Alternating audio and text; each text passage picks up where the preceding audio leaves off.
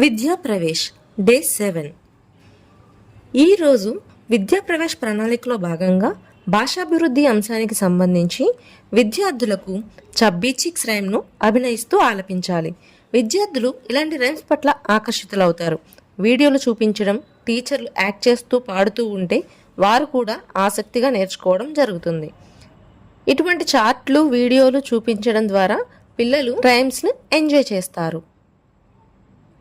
Chubby cheeks, dimple chin, rosy lips, teeth within, curly hair, very fair.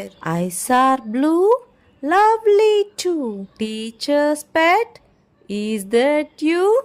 Yes, yes, yes. Next అభిజ్ఞాభివృద్ధి.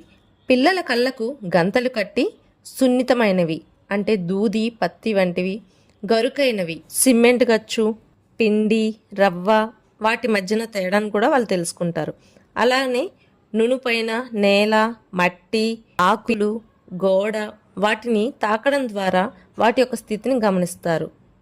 ఇటువంటి వాటిని తాకడం ద్వారా వారు వాటి స్థితిని గమనిస్తూ గుర్తించడం జరిగి అభిజ్ఞాభివృద్ధికి తోడ్పడుతుంది. నెక్స్ట్ శారీరక అభివృద్ధి. విద్యార్థులను ఆరుబయట వారికి నచ్చిన ఆటను ఆడుకోమని మట్టిలో కానీ లేదా ఇసుక అందుబాటులో ఉంటే ఇసుకలో కానీ ఆడుకోవచ్చు.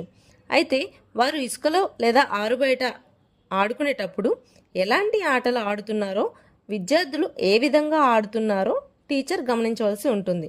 అయితే వారు ఎంత ఉత్సుకత ఉన్నారో గమనిస్తూ ఉండాలి.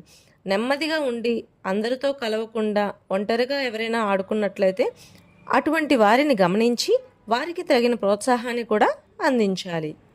ఈ విధంగా పిల్లలు మట్టిలో కానీ ఇసుకలో కానీ ఆడుకోవడం వలన వారిలో స్థూల, సూక్ష్మ కండరాల అభివృద్ధికి సంబంధించి ఇది అనేది జరుగుతుంది.